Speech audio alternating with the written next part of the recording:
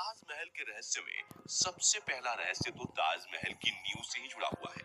जब क्योंकि ताजमहल यमुना नदी के पास है, तो ऐसी नमी वाली रेतीली मिट्टी में किसी भी इमारत की नींव खड़ी करना यकीनन एक मुश्किल भरा काम हो सकता था। लेकिन दाद देनी पड़ेगी उस वक्त के मुगल सल्तनत के इंजीनियर्स की, जिन्होंने इतनी नमी वाली जमीन में ऐसी पक्की नींव बनाकर तैयार की जिसके बलबूते आज भी इतनी बड़ी इमारत सही सलामत टिकी हुई है।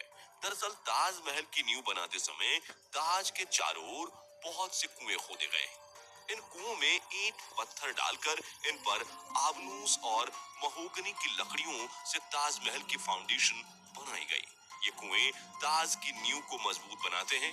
आबनूस और महोगनी की लकड़ियों में एक खासियत होती है कि इन्हें जितनी नमी मिलती रहेगी, ये उतनी ही फौलादी और मजबूत रहेंगी। और इन लकड़ियों को नमी ताज के पास बहने वाली यमुना नदी के पानी से मिलती है।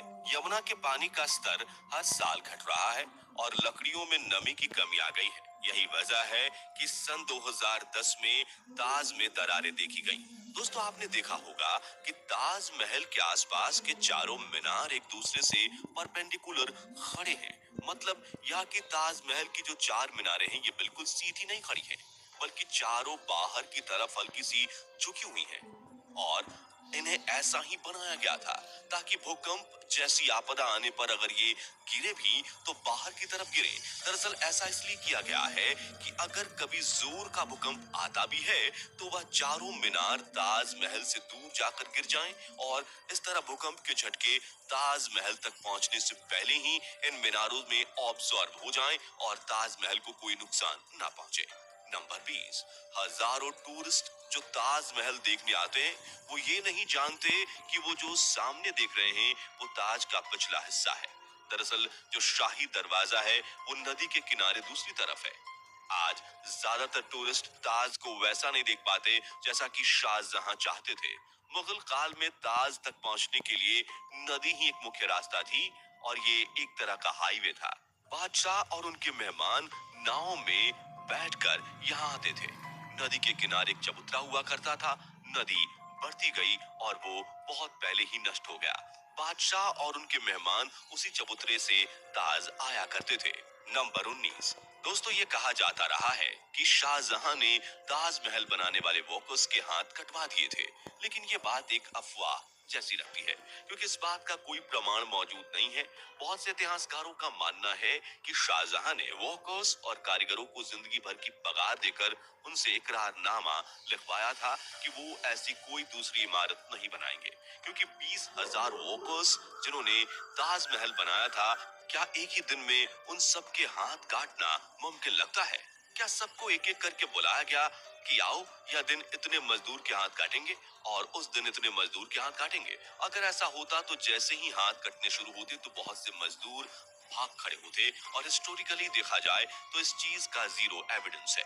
नंबर 18, कुतुब मीनार भारत की सबसे ऊंची मीनार है, लेकिन शायद आपको जानकर हैरानी होगी कि ताजमहल की ऊंचाई कुतुब मीनार से भी ज्यादा है। ताजमहल 73 मीटर ऊंचा है, जबकि कुतुब मीनार की ऊंचाई 72.5 मीटर है। नंबर 17, ताजमहल के साथ में उसके 22 कमरों का रहस्य भी जुड़ा हुआ है, जिसके बारे में लोगों का कहना है कि उन 22 कमरों में हिंदू देवी देवताओं की मूर्तियां बंद हैं। दरअसल दोस्तों, जब यह अफवाह ज्यादा फैलने लगी और कुछ मीडिया वालों ने सोशल मीडिया पर डिबेट को जबरदस्ती जारी रखा, जिसके चलते एएसआई के सोर्सेज ने इंडियन एक्सप्रेस को बता दिया कि जो 22 रूम्स हैं, असल में ये रूम्स नहीं है, बल्कि यह एक लंबा सा कॉरिडोर है जिस पर दरवाजे लगाए गए हैं। और ऐसा भी नहीं है कि इन बंद दरवाजों को सदियों से खोला ना गया हो। एएसआई के स्टाफ के अकॉर्डिंग हर 1 से 2 हफ्ते में इन बंद दरवाजों को खोलकर अंदर की सफाई की जाती है। इन सब के बावजूद प्रोपागेंडा थमने का नाम नहीं ले रहा था, जिसके बाद आर्कियोलॉजिकल सर्वे ऑफ इंडिया ने इन बंद कमरों के अंदर की फोटोज पब्लिकली दिखा दी। ये देख लो, इन कमरे के अंदर का नजारा कुछ ऐसा दिखता है। आगरा के एसआई चीफ आके पटेल ने इंडिया टुडे को बताया कि ये पिक्चर्स अब एएसआई की वेबसाइट पर लाइव आपको मिल जाएंगी और कोई भी इन पिक्चर्स को देख सकता है उनकी वेबसाइट पर जाकर। नंबर 16।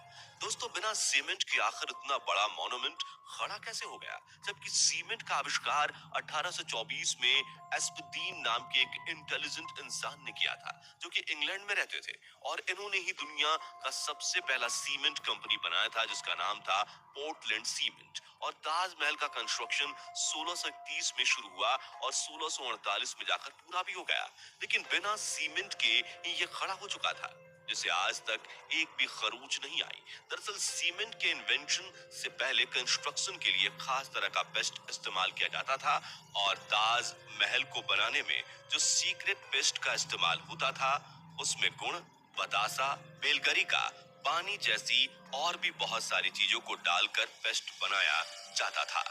नंबर 15। ताजमहल का निर्माण 1631 में शुरू हुआ था और 1653 में लगभग 22 साल तक 20,000 मजदूरों की कड़ी मेहनत के बाद इस खूबसूरत नायाब इमारत को तराश कर बनाया गया था। ताजमहल के निर्माण के लिए हर चीज को हीरे की तरह परख कर चुना गया था। ताजमहल की दीवारों पर जो नक्काशी है, इसकी तकनीक इटली के कारीगरों से सीखी गई थी। उज्बेकिस्तान के बुखारा से संगमरमर को तराशने वाले कारीगर बुलाए गए थे। ईरान से संगमरमर पर कैलीग्राफी करने वाले कारीगर आए थे, और पत्थरों को तराशने के लिए बलूचिस्तान से कारीगरों को बुलाया गया था। नंबर